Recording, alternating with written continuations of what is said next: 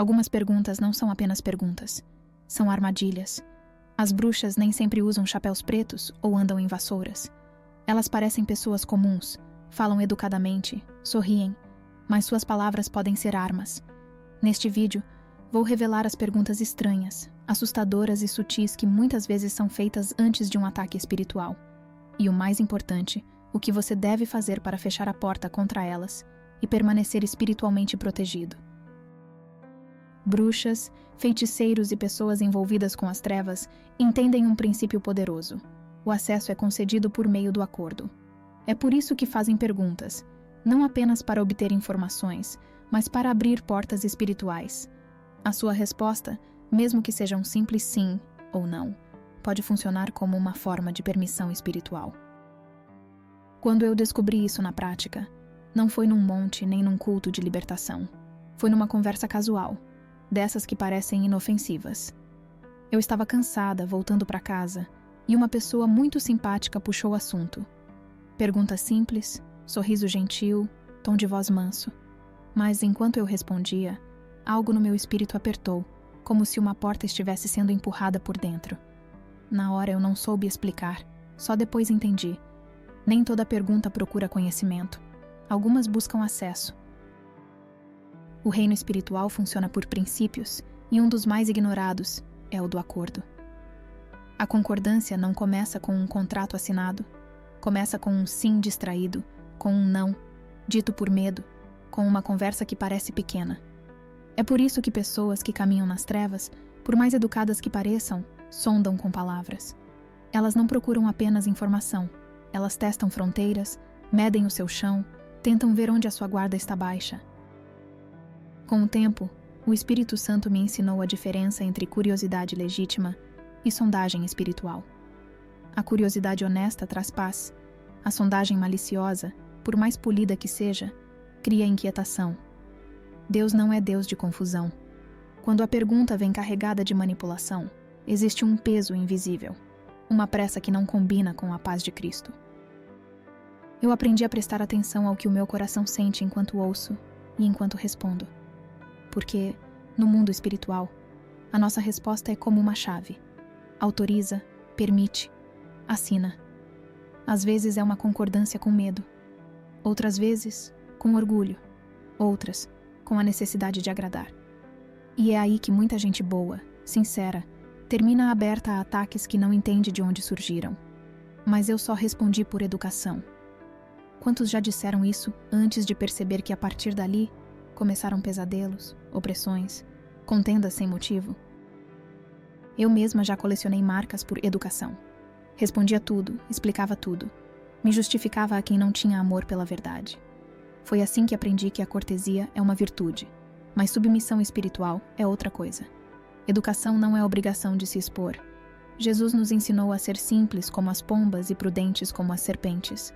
Prudência, aqui, é guardar o coração, vigiar as palavras, discernir o espírito por trás da pergunta. As trevas não entram pela porta principal com placa luminosa. Elas procuram frestas, um ressentimento não tratado, uma curiosidade doentia, um desejo secreto de aprovação. Onde existe fresta, uma pergunta certa, na hora certa, tenta forçar passagem. Talvez você se reconheça nisso.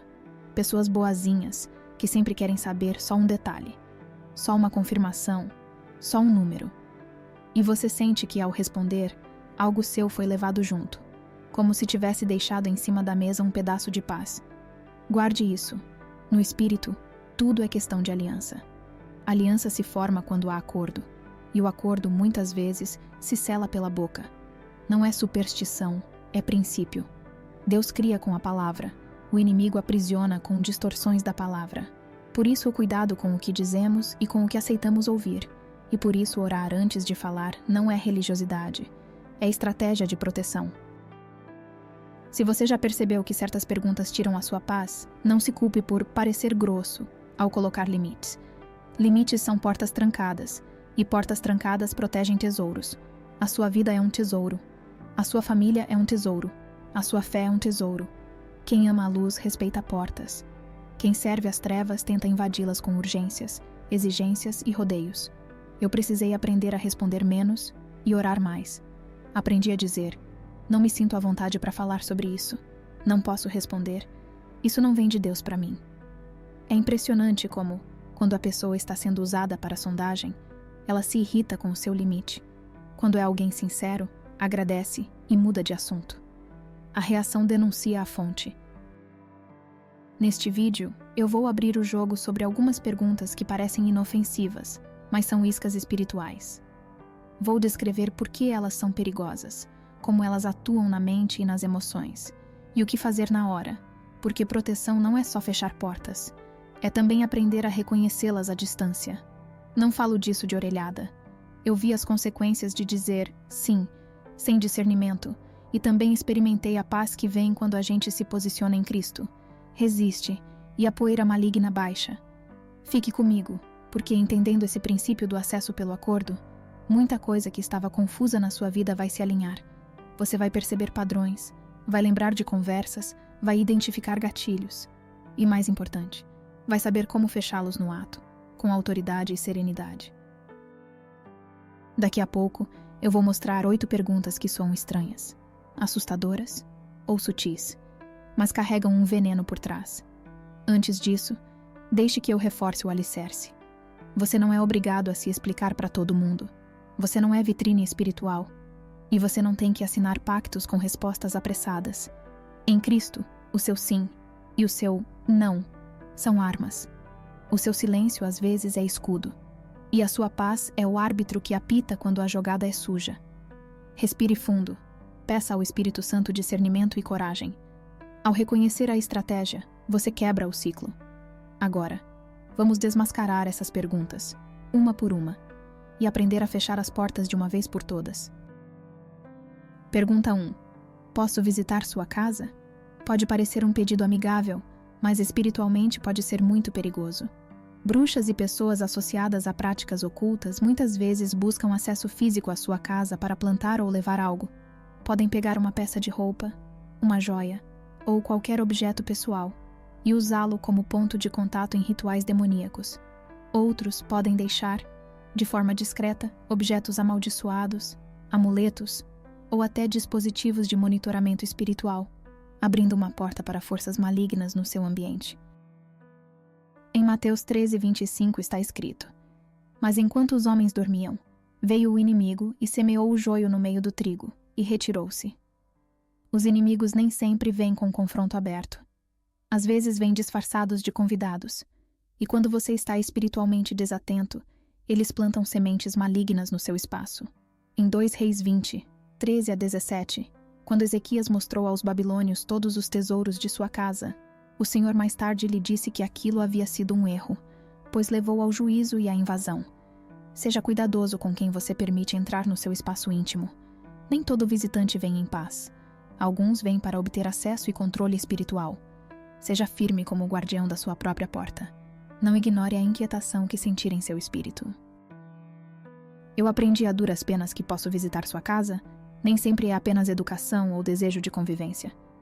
Um dia, uma conhecida, muito gentil, muito de igreja, insistiu para passar só 5 minutinhos lá em casa. Eu tinha aquele aperto no peito, uma paz puxando o freio, mas cedi por vergonha de parecer grossa. Ela entrou, elogiou tudo, pediu água, foi ao banheiro e no caminho tocava em objetos, pegava um livro, rearrumava um quadro, como quem não quer nada. Quando ela foi embora, a atmosfera mudou. A casa ficou pesada, o sono ficou conturbado e discussões bobas começaram do nada.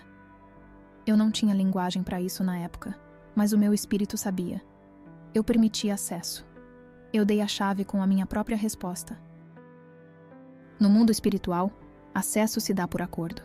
Às vezes o acordo é explícito. Às vezes é um sim distraído. E casas não são apenas paredes e móveis.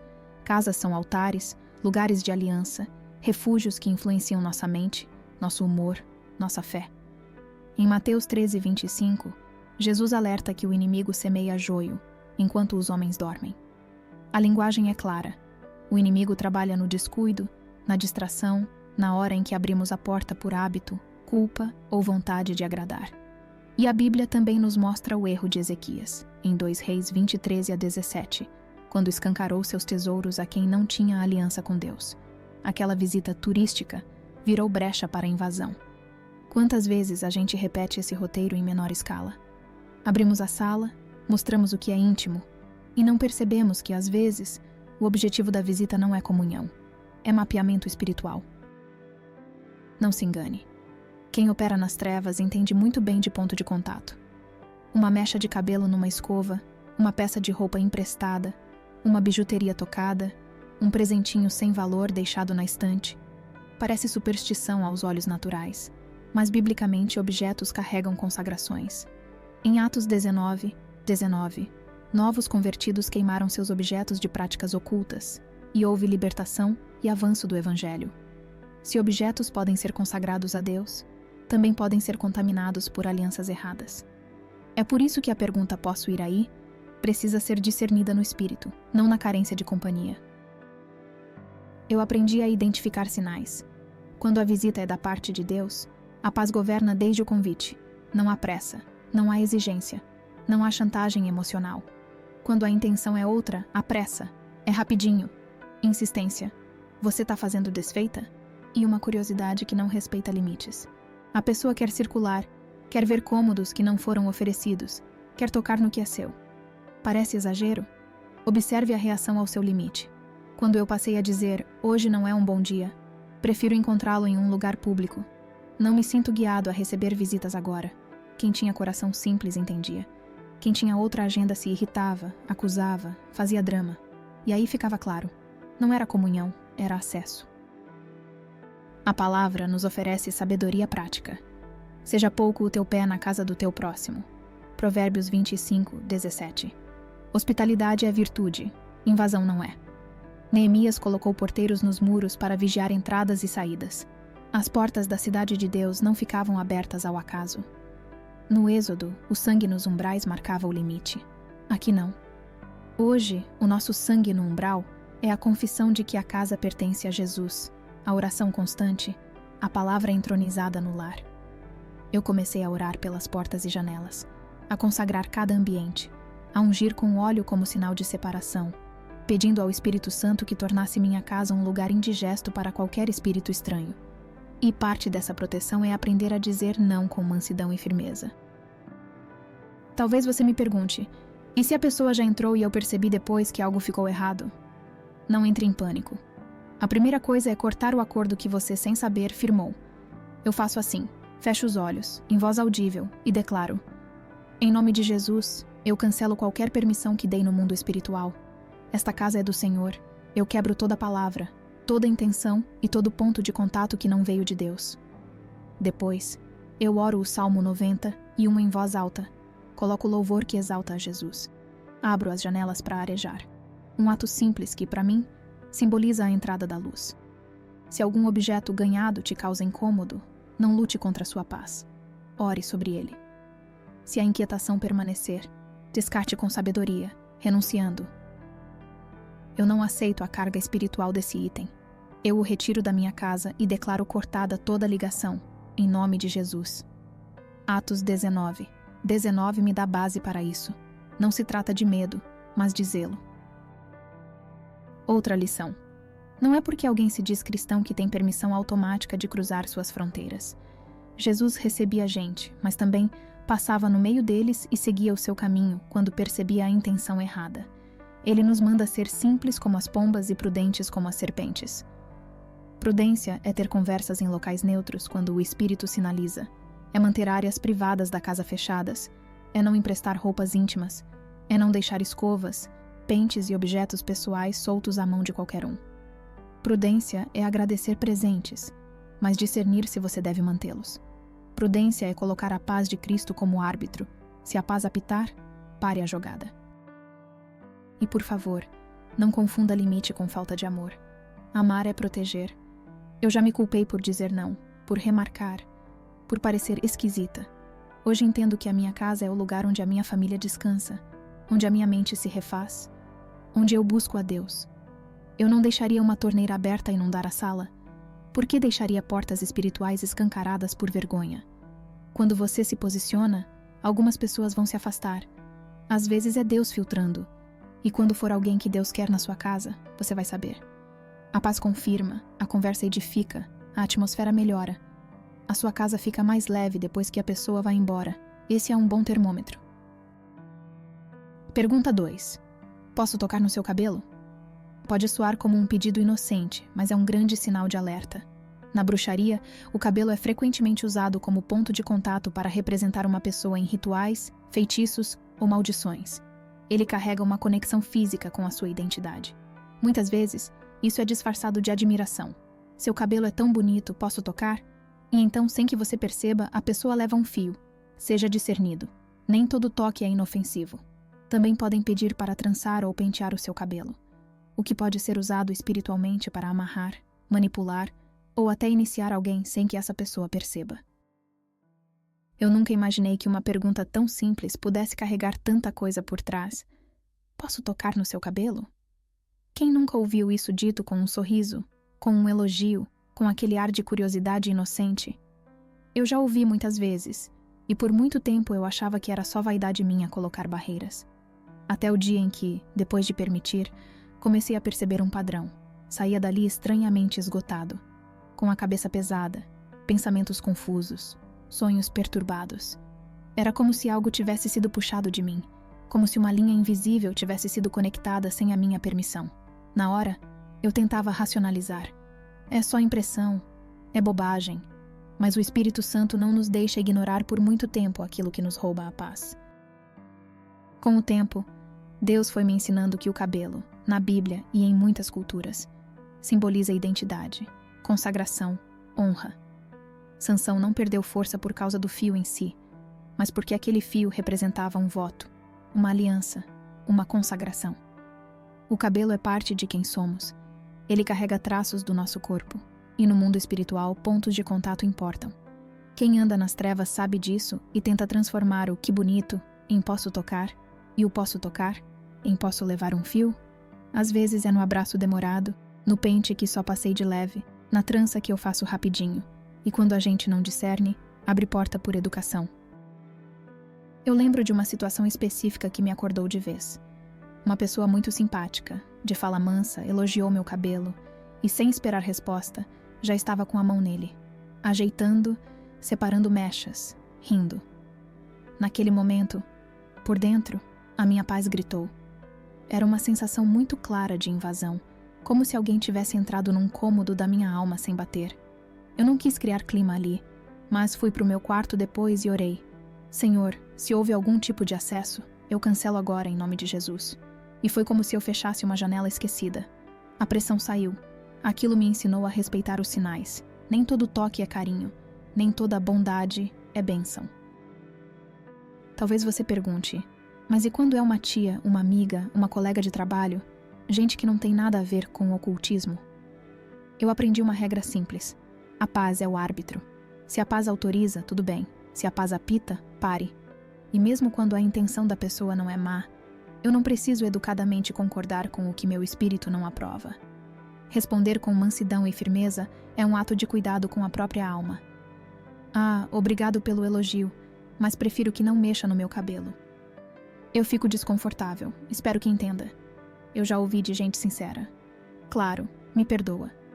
E já vi outros revirarem os olhos, insistirem, tentarem me colocar como fresco ou desnecessariamente espiritual. A reação costuma revelar a fonte. Deus também me ensinou a vigiar nos lugares óbvios e nos que a gente esquece. Salões de beleza, por exemplo.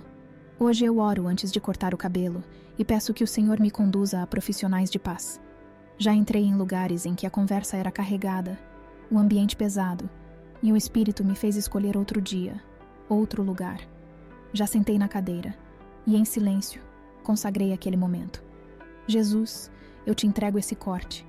Que nada seja feito aqui que amarre minha vida. Parece exagero? Para mim, é só maturidade.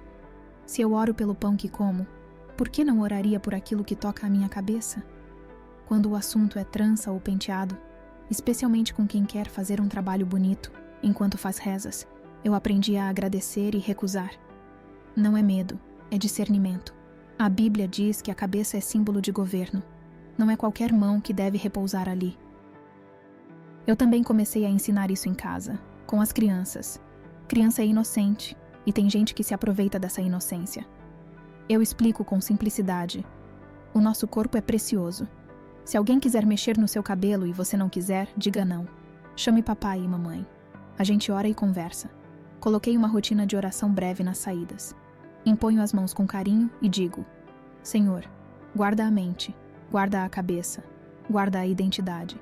E quando voltam com presilhas ou fitinhas ganhadas, que por algum motivo tiram a paz, eu oro, e se necessário descarto sem culpa.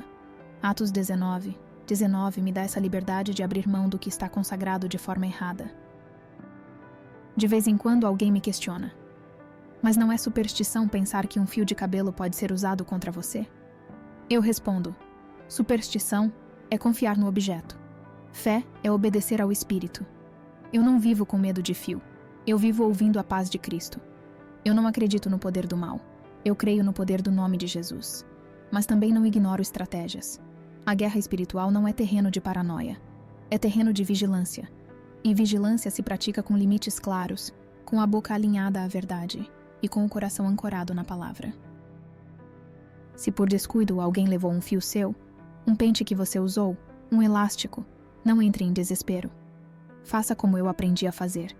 Feche os olhos e ore em voz audível, com autoridade mansa. Em nome de Jesus, eu cancelo qualquer obra, intenção ou ligação feita com aquilo que veio de mim. Eu declaro que nada do que é meu pode ser usado contra mim, porque pertenço a Cristo. Toda seta cai por terra agora e depois siga em paz. O medo também é um tipo de acordo. Não assine. Uma última coisa que Deus me mostrou nesse tema é a relação entre cabelo e narrativas. Tem gente que, enquanto toca no seu cabelo, fala palavras que amarram. Você está cansado, hein? Nossa, seu cabelo tá caindo muito. Você tá meio acabado. São sentenças. E a gente, por educação, concorda. É, tô mesmo. Eu comecei a corrigir com suavidade. Estou aprendendo a descansar melhor, obrigado. Meu cabelo é abençoado, vai muito bem. Deus tem me renovado. Não é negação da realidade, é alinhamento com a verdade. As trevas tentam amarrar com toques e com frases. Nós desfazemos com limites e com confissões de fé. Pergunta 3. Qual é o seu nome completo e o nome de solteira da sua mãe? O seu nome completo pode ser usado em rituais para atingir você de forma específica, mas quando acrescentam o nome de solteira da sua mãe, vão ainda mais fundo, tentando rastrear sua linhagem de sangue. Por quê? Porque as linhagens familiares carregam alianças espirituais, tanto divinas quanto demoníacas. Essas pessoas procuram identificar padrões geracionais, fraquezas ou pontos de acesso para manipular sua vida por meio de portas espirituais herdadas. Em Êxodo 20, 5 está escrito: Porque eu, o Senhor teu Deus, sou Deus zeloso, que visito a iniquidade dos pais nos filhos até a 3ª e 4ª geração. As bruxas compreendem esse princípio e o exploram, tentando se conectar a pactos e influências ancestrais para obter acesso à sua base espiritual. Isso não é simples curiosidade. É uma armadilha espiritual. Seja vigilante quanto à sua identidade. Nem todo mundo que pergunta sobre suas origens tem boas intenções. Eu não entendia por que certas pessoas queriam saber não só meu nome completo, mas também o nome de solteira da minha mãe. Parecia papo de cadastro, burocracia, coisa sem maldade. Até que um dia, no meio de uma conversa inocente, alguém insistiu nessa pergunta com um interesse que não combinava com o assunto. Eu respondi por educação, mas saí dali com um incômodo forte. Nos dias seguintes, comecei a notar setas estranhas, pensamentos que não eram meus, uma fadiga sem explicação, portas que antes estavam se abrindo e de repente emperraram. Fui orar, e o Espírito Santo me mostrou o que eu não queria ver. Eu tinha exposto algo que, no mundo espiritual, é chave de acesso, não apenas a minha identidade individual, mas um fio da minha linhagem. Na Bíblia, nomes não são apenas rótulos, são marcadores de destino e de aliança. Deus muda Abrão para Abraão quando amplia a promessa. Muda Jacó para Israel quando ressignifica sua história. Transforma Saulo em Paulo quando converte propósito. O nome chama a pessoa pelo que Deus vê. E o inimigo, que só sabe imitar e distorcer, tenta usar nomes para delimitar, amarrar, convocar. Quando alguém pede o seu nome completo com aquela curiosidade que fere a paz, e de quebra, quer o nome de solteira da sua mãe, preste atenção. Isso não é genealogia afetiva, é sondagem de raiz. Êxodo 20, 5 nos lembra que há consequências que ecoam por gerações. Padrões de iniquidade que podem bater na nossa porta. Nós sabemos que, em Cristo, toda maldição encontra um fim e toda linhagem pode ser redimida. Mas pessoas que operam nas trevas tentam mapear justamente esses pontos frágeis da árvore familiar para construir pontes ilegítimas, como quem procura uma fenda no muro. Eu aprendi isso apanhando. Em uma época, qualquer um que perguntava, eu respondia com detalhes. Nome completo, apelidos, sobrenomes, da onde vieram meus avós. Era bonito pensar que era só interesse pela história. Até perceber que, depois de certas conversas, surgiam ataques muito específicos. Medos que meus pais carregaram, tentações que meus avós enfrentaram, ciclos que eu jamais havia vivido começaram a ameaçar bater à minha porta. O inimigo é oportunista. Quando ele identifica um rastro, tenta caminhar por ele. Foi ali que o Senhor me ensinou a fechar essa trilha. Primeiro, com limites práticos. Eu não preciso entregar minha identidade completa a quem não tem aliança comigo e com Deus. Posso ser educada e, ao mesmo tempo, guardiã da minha história. Prefiro não compartilhar esses dados. Isso é pessoal. Não me sinto à vontade com essa pergunta. Segundo, com posicionamento espiritual. Eu quebro o uso indevido do meu nome e da minha linhagem toda vez que isso é requerido com má intenção. Numa oração simples, entendi algo precioso. Meu nome está escrito nos céus, como Jesus disse aos discípulos quando voltaram cheios de relatos de autoridade. A minha identidade verdadeira está ancorada no nome dele, não nos apelidos que a vida me deu, nem nas narrativas que tentam me vestir. O nome do Senhor é torre forte. O justo corre para ela e está seguro. Isso virou prática diária. Quando alguém tenta me colocar em caixas geracionais. Na sua família é tudo assim. Com esse sobrenome sempre foi assado. Eu sigo mansa, mas não concordo. Acordo com a verdade. Na minha casa, o Senhor está reescrevendo a história. E quando percebo sondagem espiritual, eu fecho a porta com serenidade. Quem é da luz entende. Quem não é, pressiona, ironiza, ridiculariza. A reação sempre denuncia a fonte. Deus também me ensinou a redimir a linhagem, e essa é a parte mais linda. Eu parei de tratar o passado da família como sentença e comecei a tratá-lo como lugar de intercessão. Agradeço o que foi bênção, renuncio o que foi aliança errada e consagro o sobrenome ao Senhor. Às vezes, em oração, eu digo em voz alta: Jesus, eu coloco o meu nome e os nomes da minha casa debaixo do teu. Eu cancelo toda inscrição que não veio de ti. Não é misticismo, é fé prática.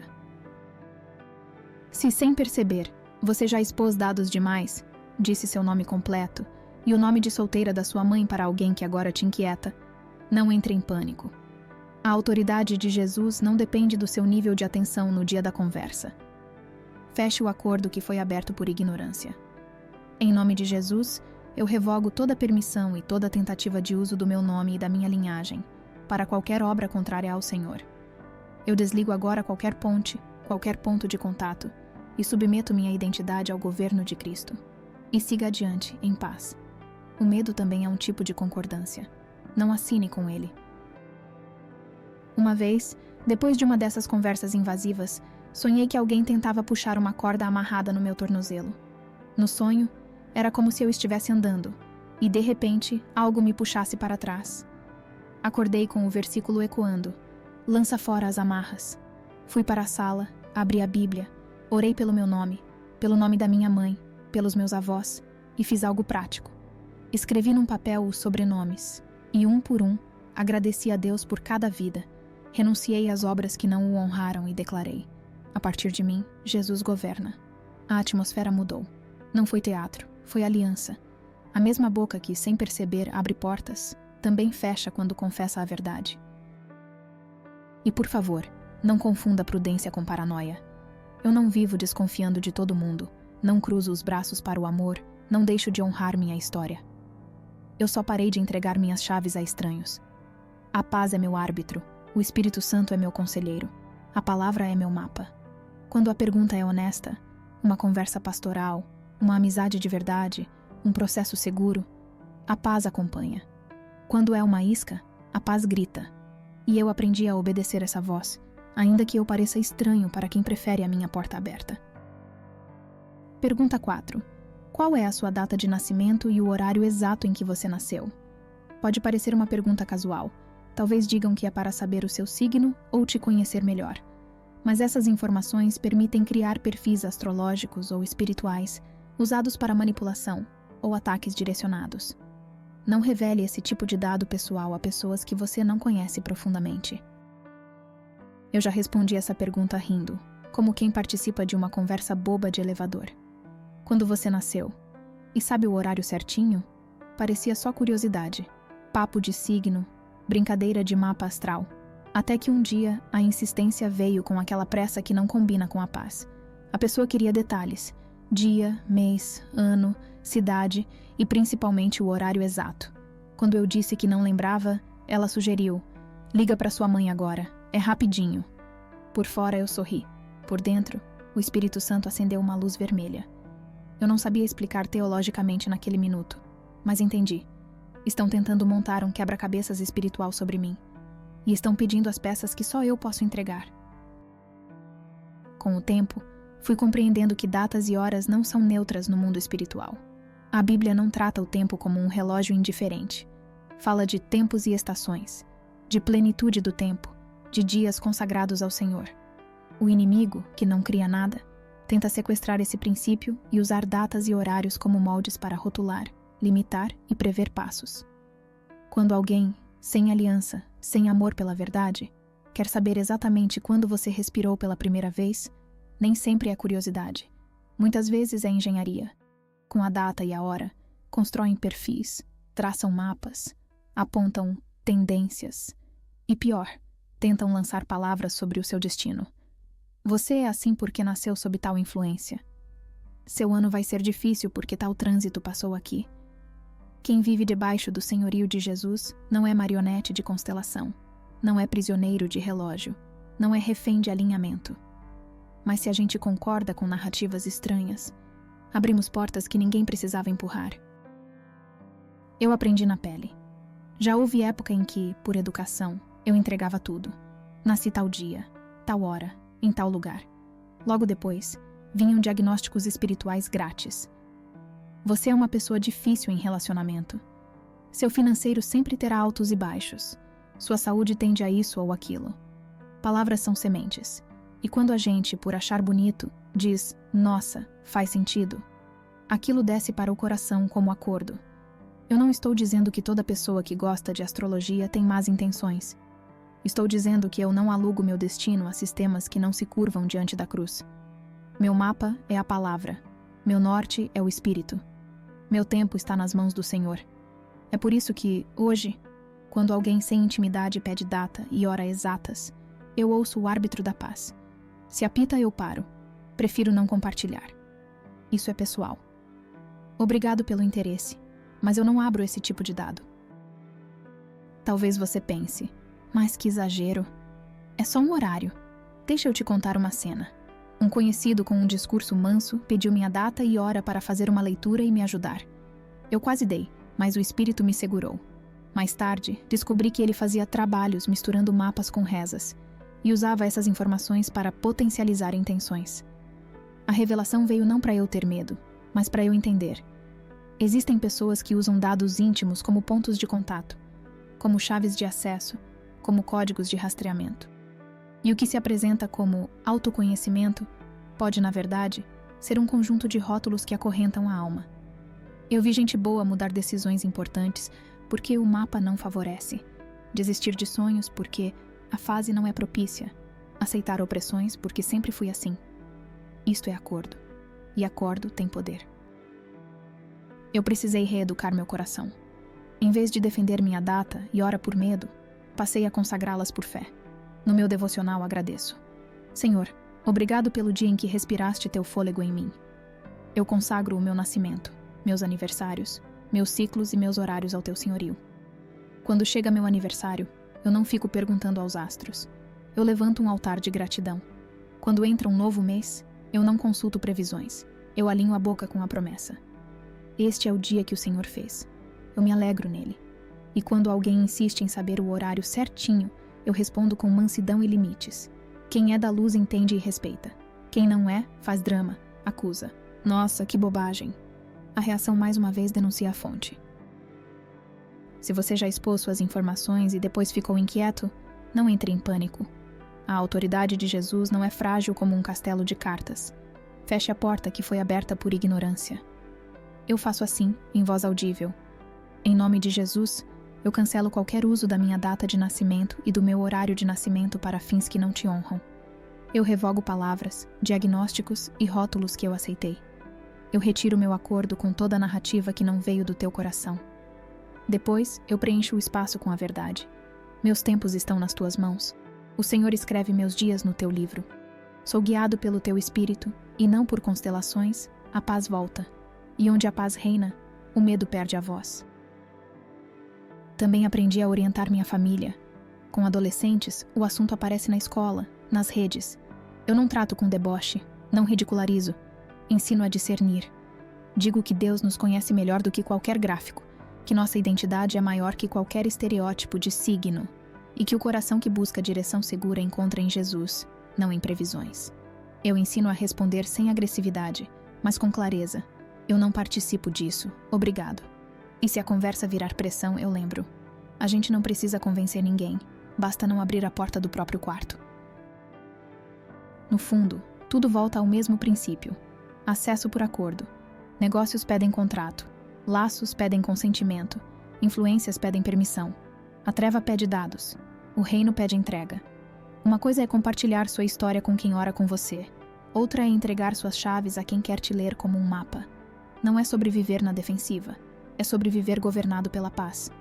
E paz, quando governa, dá coragem para dizer não com doçura e sim com convicção. Pergunta 5. Posso ver uma foto recente sua? Fotos também são usadas como pontos de contato espiritual em práticas de feitiçaria, servindo para manipulação, encantamentos ou vigilância espiritual. Tenha cuidado com quem você permite que guarde suas fotos. É por isso que a vida de algumas pessoas começa a desmoronar logo depois que elas enviam uma foto para a pessoa errada. Não compartilhe fotos recentes com quem você não confia de verdade, especialmente com aqueles que pedem uma imagem do nada, sem nenhum motivo aparente. Eu demorei a entender por que, depois de mandar uma foto boba, minha paz descia a ladeira abaixo. Era sempre do mesmo jeito. Alguém que mal me conhecia pedia uma imagem recente. Só para matar a curiosidade. Quero ver como você está. Manda um sorriso aí. Eu achava que era vaidade desconfiar disso. Até que uma vez, logo após enviar a foto, começou um turbilhão. Noites pesadas, ansiedade sem motivo, gente se afastando do nada, portas que estavam abertas se fechando com barulho. Eu fui orar, e o Espírito Santo me trouxe à memória conversas antigas, pedidos de imagens que eu tinha tratado como nada. Ele me ensinou algo simples e profundo. Assim como palavras e objetos podem se tornar pontos de contato, imagens também carregam um rastro da nossa identidade, e nas mãos erradas, viram material de manipulação. Não é superstição, é princípio. A Bíblia mostra que aquilo que nos representa tem valor espiritual. Deus proíbe imagens para a adoração porque sabe que representações influenciam afetos e alianças. Do outro lado, quem trafega nas trevas tenta usar representações para controlar, vigiar, lançar sentimentos e narrativas. Uma foto não é só pixels. Ela registra expressão, estado emocional, às vezes até localização e horário. Tem gente que pede uma foto agora, não por carinho, mas por querer um retrato fresco da sua atmosfera. E com isso, trabalhar inveja, cobiça, feitiçaria, palavras contrárias. Eu já vi histórias desandarem imediatamente após o envio de uma selfie inocente. E quando a gente volta no tempo, percebe que o pedido veio do nada, sem propósito, sem aliança, com uma pressa que não combina com a paz. Eu me lembro de um episódio que me marcou. Uma pessoa que eu mal conhecia começou a puxar conversa num momento em que eu estava vulnerável. Elogios, bom humor, atenção. No meio do papo veio: "Manda uma foto sua agora, só para eu ver esse sorriso de perto." Tudo em mim sabia que não era para enviar, mas eu cedi por educação. Poucas horas depois, sonhos pesados. No dia seguinte, mensagens controladoras, como se a pessoa tivesse ganhado um direito sobre mim. Foi ali que entendi. Fotos também podem se tornar moeda de acesso quando cedidas sem discernimento. Não é que toda foto enviada vira problema. É que algumas abrem portas que o meu espírito já avisava para manter fechadas. Eu precisei reaprender a me posicionar no mundo digital. Comecei confessando em voz audível aquilo que creio. Minha imagem é do Senhor. Eu não dou meus retratos a quem não respeita a luz. Passei a perguntar ao Espírito Santo antes de enviar algo. Preciso mandar? Isso edifica? Tenho paz? Quando a paz não vinha, eu respondia com mansidão. Prefiro não compartilhar fotos. Não me sinto à vontade com isso. Vamos conversar sem imagem. Quem era da luz entendia. Quem não era, pressionava, acusava, zombava. E a reação revelava a fonte. Aprendi também a diferenciar propósito de curiosidade. Fotos para documento, trabalho honesto, família próxima. Tudo certo, com oração e prudência. Manda uma foto agora, do nada. Não mais. Outra coisa que Deus me ensinou foi a cuidar das fotos que já existem. Tem imagem que a gente mantém por costume, mas que toda vez que olha, a paz evapora. Presentes de quem te usou, registros de ambientes pesados, lembranças de alianças que Deus já encerrou. Eu não faço drama, eu oro. Senhor, se esta foto é um ponto de contato que me prende ao que o Senhor já libertou, eu rompo agora, em nome de Jesus. Às vezes eu apago. Outras, eu guardo longe do cotidiano porque é memória de testemunho, não objeto de devoção. E, quando percebo que enviei foto para a pessoa errada, eu corto o acordo, não por medo, mas por autoridade. Em nome de Jesus, eu cancelo qualquer uso indevido da minha imagem. Eu retiro minha permissão de toda tentativa de manipulação, inveja ou feitiçaria. Minha vida está escondida em Cristo e sigo em paz. O medo alimenta prisões. A fé abre janelas. O Senhor também me deu sabedoria prática.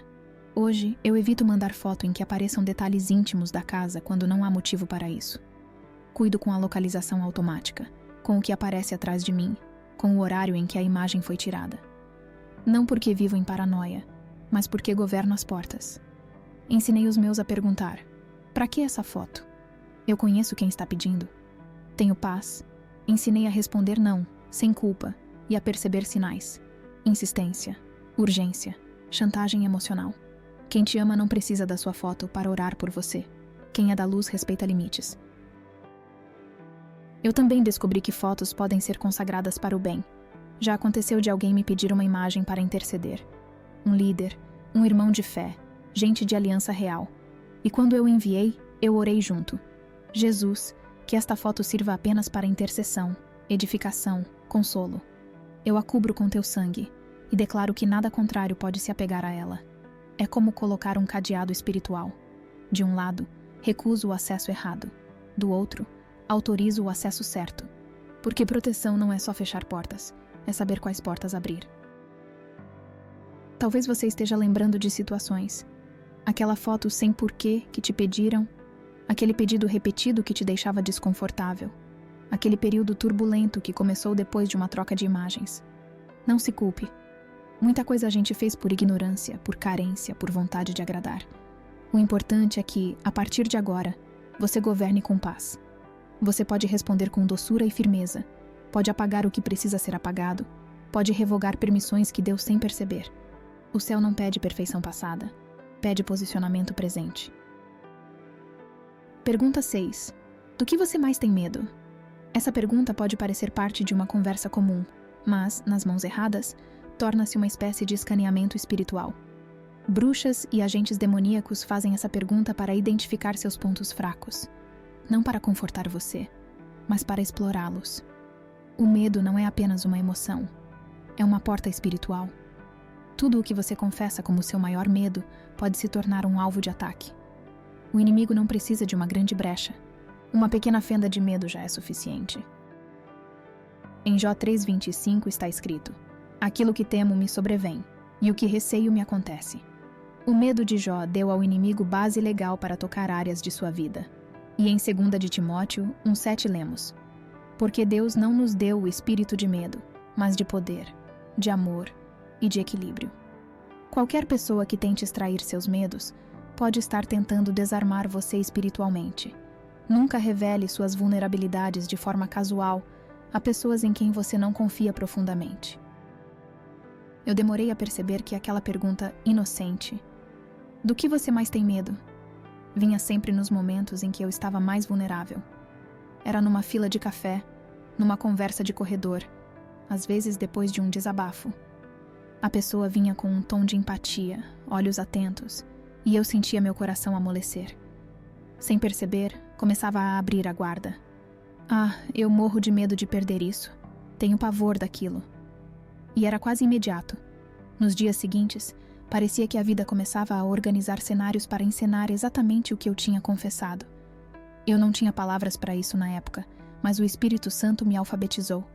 O medo fala uma língua que o inferno entende como autorização. Jó disse: aquilo que temo me sobrevém. Eu lia esse versículo e achava duro demais, até lembrar de conversas específicas, frases que eu tinha lançado por hábito, e o quanto elas me acorrentaram sem eu notar. Eu precisei aprender que o medo não é apenas um sentimento passageiro. É um espírito que tenta assinar contratos, usando a nossa própria boca como caneta. O inimigo não precisa de uma grande porta, uma fresta basta. E muitas vezes a fresta é uma confissão distraída. Eu nunca vou conseguir.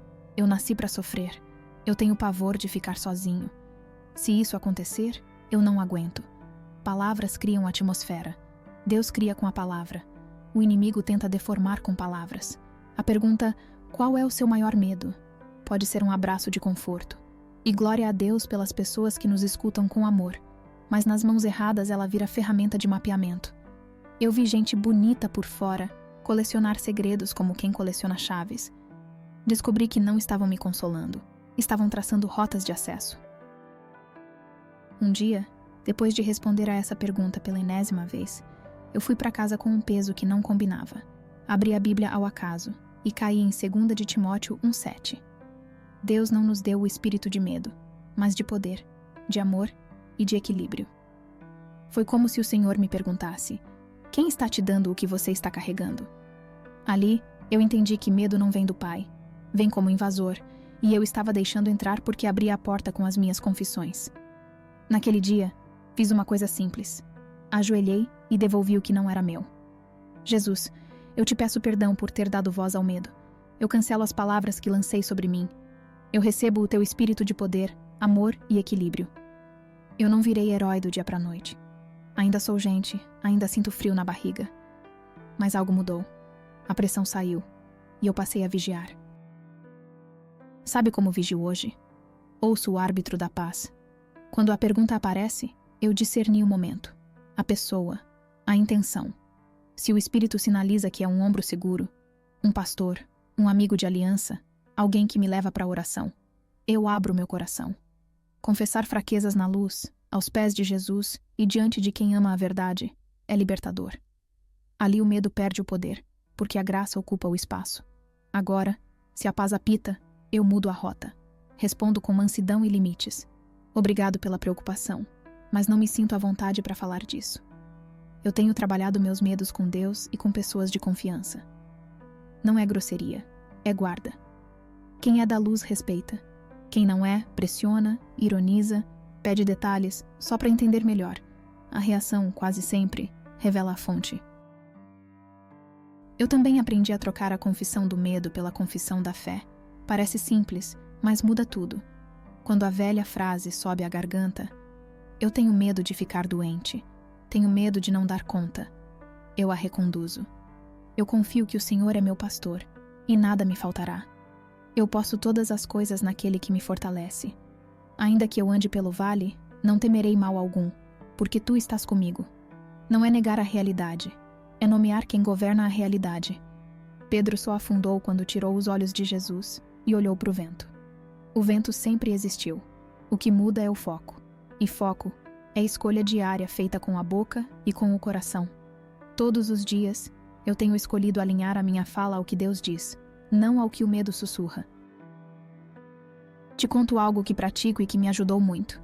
Quando percebo que uma área acendeu o alerta, finanças, saúde, família, eu não fico alimentando cenários catastróficos, tampouco me torno refém de frases feitas.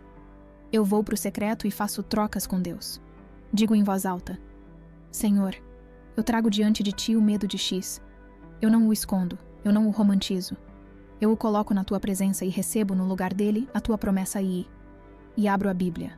Leio devagar. Deixo a palavra me ler. Às vezes coloco um louvor e fico ali até a minha respiração sincronizar com o céu. Depois, quando alguém vem com aquela curiosidade sem aliança, mas fala aí, qual é o seu pavor? Eu já não tenho aquela urgência de me esvaziar no colo errado. Eu me tornei mais seletiva. Eu protejo a semente enquanto ela germina. E eu precisei desarmar uma mentira. Se você não fala dos seus medos, vai pirar. Conversa franca com gente certa cura. Exposição casual em ouvido errado adoece. Existe hora, lugar e pessoa. A gente não entrega nossas chaves para qualquer mão, nem nossas dores para qualquer ouvido. Jesus tinha multidão. Tinha os 12, tinha os 3, e tinha o secreto com o Pai. Nem tudo é para multidão. Nem tudo é para amigo de ocasião. E, definitivamente, nada disso é material de entretenimento espiritual para curiosos. Se você reconhece esse padrão, se lembra de ter contado o seu maior medo e depois viu tempestades exatamente naquela área, se percebeu gente tentando arrancar isso de você com um sorriso, não se culpe. Muitos de nós aprendemos a ser acessíveis para sermos amados. Hoje, o Senhor está nos ensinando a ser inteiros para sermos livres. Você pode fechar portas que abriu por ignorância. Faça isso agora, em voz audível, onde estiver. Em nome de Jesus, eu cancelo toda palavra que lancei movido pelo medo. Eu revogo a autorização dada a ataques nessa área. Eu recebo o espírito de poder, de amor e de equilíbrio. Eu fecho esta porta e a selo com o sangue de Jesus e respire. A graça não te acusa, te reorganiza. Pergunta 7. Qual é o seu maior sonho ou objetivo de vida? Algumas bruxas e agentes demoníacos fazem essa pergunta para monitorar, atrasar ou sequestrar o seu destino. Quando descobrem o propósito ou sonho que Deus colocou em você, começam a lançar palavras de maldição, projetar energias negativas ou agir nos bastidores para bloquear o que Deus planejou. Podem até começar a desencorajar você, semeando dúvidas e manipulando seu progresso. Em Gênesis 37, 5 está escrito: certo dia, José teve um sonho, e quando o contou a seus irmãos, eles passaram a odiá-lo ainda mais. O sonho de José vinha de Deus, mas compartilhá-lo cedo demais com as pessoas erradas despertou inveja e gerou guerra espiritual. Tenha cuidado com quem você compartilha suas visões. Alguns usam a informação que você dá para tentar destruir o que Deus está gerando dentro de você. Eu aprendi do jeito difícil que nem todo ouvido é berço para sonhos. Alguns ouvidos são túmulos prematuros. Por muito tempo, quando algo acendia no meu coração, eu corria contar. Era genuíno. Eu queria compartilhar a alegria, pedir conselho, celebrar o que Deus estava gestando. Mas logo depois, vinha uma sequência conhecida. Olhares tortos disfarçados de preocupação, frases que aparentavam cuidado e entregavam incredulidade, comparações que diminuíam o que eu tinha acabado de receber. Eu saía daqueles encontros menor do que entrei, como se uma mão tivesse apertado meu peito e soprado uma névoa de dúvida sobre a visão. Um dia, lendo Gênesis, tropecei de novo na história de José. O sonho vinha de Deus, mas a partilha foi precoce e no lugar errado. O texto diz que, ao ouvir, os irmãos passaram a odiá-lo ainda mais. Eu me vi ali. Entendi que abrir cedo demais o ventre do propósito é expor um bebê ainda sem defesas, ao vento frio da inveja. Com o tempo, o Espírito Santo me ensinou um ritmo diferente. Sonho tem tempo de incubação, e incubação pede silêncio, discernimento e obediência. Tem horas em que Deus fala, e a nossa melhor resposta não é anunciar, é guardar. Maria, quando ouviu palavras impossíveis do anjo e dos pastores, guardava todas estas coisas, meditando-as no seu coração.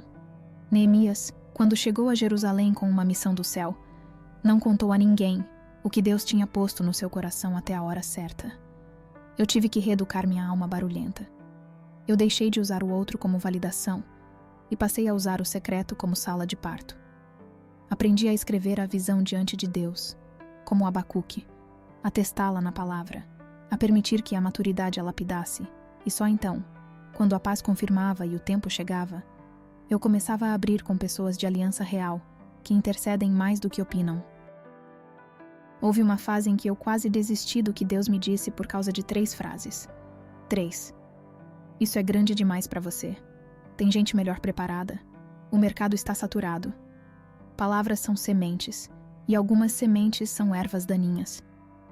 Eu não percebia, mas eu tinha dado a terceiros o direito de nomear o meu futuro. Eles não estavam orando comigo. Estavam opinando sobre algo que não receberam, algo que não lhes dizia respeito. Quando acordei, entendi. Aquela pergunta sorridente: qual é o seu maior sonho? Em alguns lábios não era incentivo. Era coleta de dados para monitorar e atrasar. E como é sutil, vem vestida de apoio, mas carrega relatórios de comparação, estatísticas, realismo, que no fundo tentam trocar fé por cálculo. Não estou falando de rejeitar conselho sábio. Estou falando de discernir a fonte. Conselho de aliança edifica e fortalece a fé. Sementes de inveja drenam e desorganizam. Eu precisei construir cercas ao redor do que Deus me confiou. Cercas não para impedir o amor, mas para proteger a gestação. Cercas de oração. Eu comecei a cobrir meus planos com intercessão antes de cobri-los com palavras em público. Cercas de pacto. Decidi que só compartilharia passos sensíveis com gente que ama a Jesus acima de me amar, que me lembra do que Deus disse quando as circunstâncias gritam o contrário. Cercas de boca. Passei a vigiar o que eu dizia sobre o meu sonho. Eu parei de me colocar para baixo para não parecer arrogante e comecei a declarar a promessa com humildade. Se o Senhor falou, Ele mesmo vai fazer. Parei de narrar atrasos como sentença e comecei a descrevê-los como escola. Estou aprendendo, estou sendo treinado. O tempo de Deus é perfeito. Palavras constroem muros. Eu precisava de muros que guardassem, não que me prendessem. Uma vez, alguém muito insistente queria detalhes. Mas qual é o objetivo? Qual o plano? Em quanto tempo? Eu senti a paz apitar. Não era interesse santo, era contabilidade de inveja. Respondi com mansidão. Quando for a hora, você vai ver. A pessoa se irritou. E ali eu vi de novo. A reação denuncia a fonte. Quem é da luz respeita processos. Quem é movido por comparação se desespera por controle. Não é que a gente vira misterioso por estilo. É que a gente aprende que o segredo não é esconder, e sim consagrar.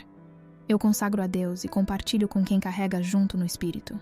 O restante, eu deixo ver o fruto, não arrancar a semente. Outra arapuca que precisei desarmar foi a do elogio que vira laço.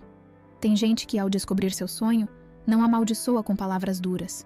Amaldiçoa com uma chuva de parabéns e vai com tudo no dia errado para te empurrar à pressa. A pressa é parente da imaturidade. Antes da hora, até promessa vira peso. Houve promessa certa no tempo errado que quase me arrebentou. Hoje eu aprendi a agradecer o entusiasmo, mas a manter o compasso do céu. Se Deus não acelerou, não serei eu quem pisa no acelerador para calar a ansiedade alheia. Paciência também é proteção. Eu também precisei curar a ferida com os irmãos de José. Irmãos que não celebram, que comparam, que diminuem. Em vez de ganhar o jogo da revanche, escolhi outro caminho. Bênção. Quando eu abençoo quem me inveja, eu me desconecto do cabo que o alimenta. Pai, perdoa. Eles não sabem o que fazem. Eu oro. Que o Senhor os prospere no chamado deles, que eles encontrem o próprio sonho, para que parem de tentar sequestrar o dos outros. Parece ingênuo, mas liberta. Eu não fico refém da aprovação de quem não entendeu o que Deus me disse. Eu fico refém da voz que me chamou. A graça me deu maturidade para trabalhar em silêncio, servir fielmente, celebrar pequenas vitórias, suportar o escárnio. E quando Deus decidiu, Ele mesmo abriu a porta que ninguém fecha. Talvez você esteja ouvindo e se lembrando de sonhos que murcharam após conversas inocentes. Talvez você se sinta culpado por ter contado demais. Por favor, receba isso com amor.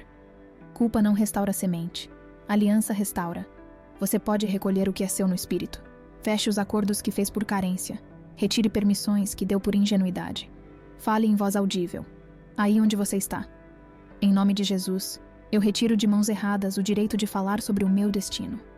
Eu cancelo palavras de atraso, de dúvida, de inveja, de sabotagem que lancei ou aceitei. Eu consagro novamente meu sonho ao Senhor e me submeto ao teu tempo e à tua forma. E depois, troque a exposição precoce pela oração persistente. Volte a escrever a visão, volte a sonhar com Deus, volte a alimentar o fogo no secreto. Sonho que é de Deus não morre. Às vezes, ele só muda de berço até encontrar um coração disposto a guardá-lo. Pergunta 8. Posso orar ou profetizar sobre você? Nem toda oração ou profecia vem de Deus. Algumas bruxas se disfarçam de mensageiras da palavra divina. Quando impõem as mãos sobre alguém ou profetizam, podem transferir espíritos impuros, iniciar ataques espirituais ou até reverter bênçãos que Deus já havia colocado na sua vida. Em 2 Coríntios 11, 14 a 15 está escrito: o próprio Satanás se transforma em anjo de luz. Portanto, não é de admirar que seus ministros também se disfarcem de ministros da justiça. Alguns parecem justos, mas seu objetivo é a decepção. Nunca permita que alguém ore ou profetize sobre você sem discernimento. Peça ao Espírito Santo confirmação primeiro. Eu aprendi, com algumas cicatrizes, que a frase "posso orar por você" nem sempre é o abraço que parece. Por fora, é gesto bonito, voz baixa, olhos fechados. Por dentro, às vezes, é mão que tenta impor algo que Deus não disse. É cobertura que Deus não autorizou. Eu lembro exatamente do dia em que isso virou realidade para mim. Eu estava sensível, precisando de consolo, e uma pessoa, muito espiritual, muito cheia de palavras bonitas, se aproximou e disse: "Sinto uma unção forte aqui. Posso impor as mãos e profetizar?" Sem pensar, eu aceitei. A oração foi longa, cheia de frases que pareciam certas, mas não havia paz. Saí de lá leve por alguns minutos, como quem tomou anestesia. Depois, começou o efeito colateral. Um peso estranho na mente, uma confusão no coração, um cansaço que não explicava, e principalmente, um desvio sutil de rota. Como se eu tivesse recebido um mapa com uma rua que Deus nunca me mandou entrar. Na época, eu não tinha linguagem para isso. Eu só sabia que algo havia grudado. Fui para casa, fechei a porta e orei como sabia. "Jesus, o que aconteceu?" O Espírito Santo me conduziu à palavra e clareou os óculos da alma. "Examinai os espíritos para ver se procedem de Deus." Ecoava dentro de mim. Eu entendi que nem toda oração é neutra. Toda oração tem fonte. Nem toda profecia edifica. A verdadeira edifica, consola e exorta com a paz de Cristo testemunhando por dentro. E nem toda imposição de mãos é apenas um gesto. É ponto de contato, é transferência, é selo. O próprio apóstolo Paulo advertiu Timóteo a não impor as mãos precipitadamente. Não por medo, mas por zelo. Se a Bíblia nos convida a discernir, é porque existe o falso travestido de verdadeiro. O próprio Satanás se transforma em anjo de luz. Por isso é tão perigoso confundir brilho com luz, eloquência com unção, carisma com caráter. Depois desse episódio, o Senhor me reeducou. Eu amava a presença, chorava com qualquer mão na minha cabeça. Hoje eu amo a presença e guardo as fronteiras. Aprendi a pedir por dentro uma confirmação simples. Espírito Santo, isso vem de ti? Quando vem, a paz confirma, a palavra confirma, o fruto confirma. Não tem manipulação, não tem urgência teatral, não tem "se você não receber agora, vai perder a bênção." Tem sobriedade, amor, foco em Jesus. Quando não vem, o céu me dá sinais. Um torpor na mente, um enjoo no espírito, versículos que sobem como farol, lembrando que ordem e honra fazem parte do mover de Deus. E eu aprendi que posso, com mansidão, dizer não. Sim, é possível recusar oração. Obrigado, irmão, eu valorizo sua boa intenção, mas não sinto paz para isso agora. O coração simples entende. O manipulador se irrita, força, chama de religiosidade. A reação denuncia a fonte.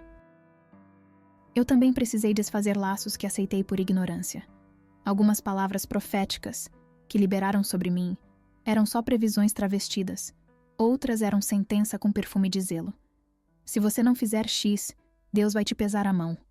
Vejo uma grande queda à frente. E eu, vulnerável, concordei por dentro. E isso é acordo. A boa notícia é que acordo errado se cancela com a verdade. Em casa, sozinho com Deus, eu falei em voz audível. Em nome de Jesus, eu revogo e cancelo toda palavra, oração e profecia liberada sobre mim, que não nasceu do teu coração. Eu desligo toda imposição de mãos sem autorização do teu espírito. Eu retiro minha concordância com sentenças que não estão na tua palavra e submeto meu futuro ao teu governo. Não foi teatro. Foi cura. A atmosfera mudou. Era como tirar um casaco pesado que eu nem sabia que estava vestindo. Outra lição foi sobre cobertura. Deus não nos chamou para sermos órfãos espirituais, correndo de mão em mão, colecionando orações poderosas. Ele nos chama a viver em família de fé, em comunidade, debaixo de liderança que ama Jesus e ama a verdade. Hoje, quando eu preciso de oração, eu procuro quem conhece minha história, quem ora mais do que opina, quem tem vida no secreto. Não palco apenas. Quando alguém de fora se aproxima com muita pressa para profetizar, eu escuto com respeito, mas filtro tudo com a Escritura e com a paz. Se for de Deus, Ele mesmo confirma. E quando confirma, não me sequestra, me entrega mais a Cristo. Também aprendi a me posicionar nos ambientes. Em alguns lugares, a imposição de mãos vira mecânica, quase fila de produção. Eu já deixei pessoas queridas desconfortáveis ao dar um passo atrás e dizer suavemente: prefiro que não imponha as mãos sobre mim. Às vezes, para muitos, é novidade que alguém possa dizer não. Mas eu tenho responsabilidade diante de Deus sobre as portas da minha vida. A cabeça é símbolo de governo. Não é qualquer mão que repousa ali. Isso não me fez fria, me fez prudente. E prudência no reino é amor em forma de cuidado. Se alguém fizer perguntas estranhas repetidamente, ou se você sentir desconforto espiritual perto dessa pessoa, não ignore esse sinal. Não tenha medo. Esteja atento. As bruxas podem fazer perguntas estranhas, mas você não está indefeso. Com o Espírito de Deus e sabedoria divina, é possível vencer toda a armadilha das trevas. Você já conheceu alguém que fez uma pergunta esquisita, repetitiva, invasiva, que deixou seu espírito perturbado? Já sentiu aquele não manso de Deus por dentro, mesmo quando tudo por fora parecia normal? Compartilhe sua experiência nos comentários, sem expor nomes, sem acusar pessoas. Apenas testemunhe o que você sentiu e como Deus te direcionou. Seu relato pode ser a chave que falta na mão de alguém. E me diga também de onde você está nos assistindo, a cidade, o estado, o país. Nós vamos orar por regiões inteiras, declarando casas, famílias e histórias seladas no sangue de Jesus. Se esta palavra te localizou, curta este vídeo, inscreva-se no canal, se ainda não é inscrito, e ative o sininho. Quando você faz isso, o algoritmo ajuda a mensagem a alcançar quem precisa dessa luz. E envia este vídeo para pelo menos uma pessoa que veio à sua mente agora. Lembre-se, nem todo rosto sorridente foi enviado por Deus. Nem toda pergunta merece resposta. Permaneça vigilante. Permaneça em oração. Permaneça em paz. Agora, eu quero orar por você.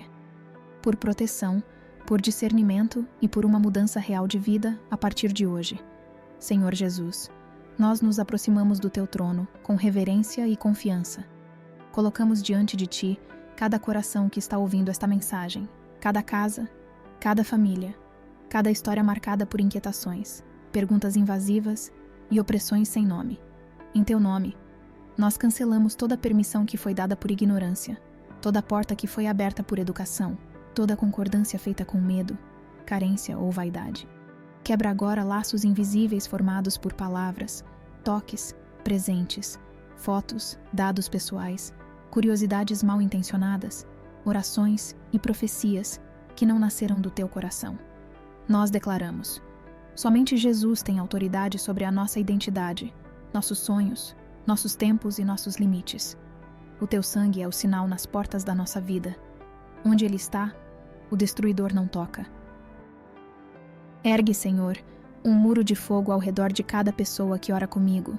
Envia teus anjos para guardar entradas e saídas, cabeça e coração, casa e trabalho, físico e digital. Sopra teu espírito de discernimento para que a paz seja o árbitro e a tua palavra, o mapa.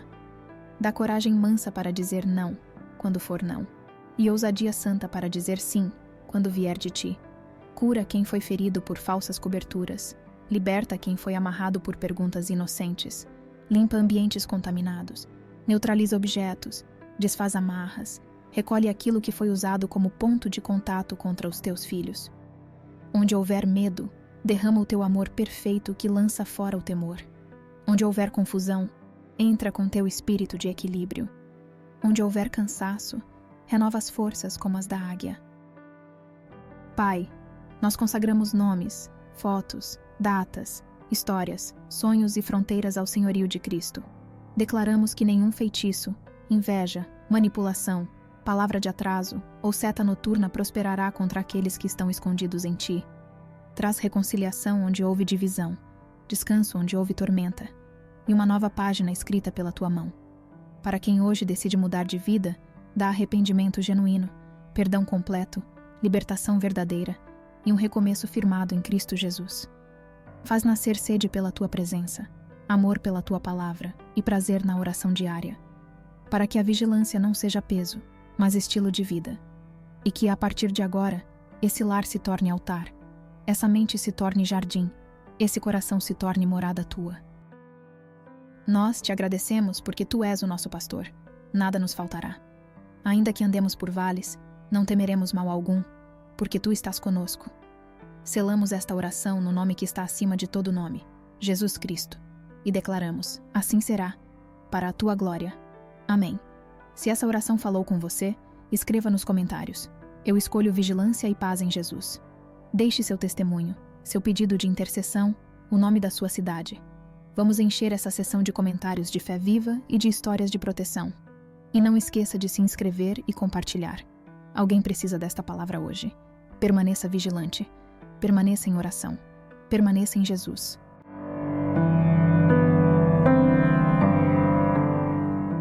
Se hoje o Espírito te mostrou portas, não volte a viver como se não as tivesse visto. A questão não é: será que tem uma brecha? E sim, qual porta você vai trancar primeiro? Quem precisa receber de você um não manso ainda hoje? Qual objeto, conversa ou presente precisa sair da sua casa para que a paz volte a governar? Fale em voz audível e cancele todo acordo feito por medo, carência ou pressa. Em nome de Jesus, eu revogo permissões erradas e selo minha vida com a paz de Cristo. Decida também suas respostas de limite e deixe-as no coração, prontas para a próxima sondagem. Não me sinto à vontade para falar disso. Prefiro não compartilhar. Vamos mudar de assunto. Em seguida, santifique o ambiente. Ore sobre portas e janelas, consagre telas e conversas, e retire sem culpa aquilo que rouba sua paz. Quero te ouvir. Qual pergunta deste vídeo acendeu seu alerta? Que limite você vai estabelecer nesta semana? Há algo na sua casa que você percebeu que precisa descartar ou consagrar? Que declaração de fé você vai colocar no lugar do medo? Escreva nos comentários. Eu escolho vigilância e paz em Jesus. Seu relato pode ser a chave que faltava para alguém. Se esta palavra te alinhou, deixa o like, inscreve-se no canal e ativa o sininho para continuar crescendo em discernimento e proteção espiritual. Compartilhe com alguém que precisa fechar portas hoje. Você pode ser a resposta de oração de alguém. Permaneça vigilante, permaneça em oração, permaneça em Jesus.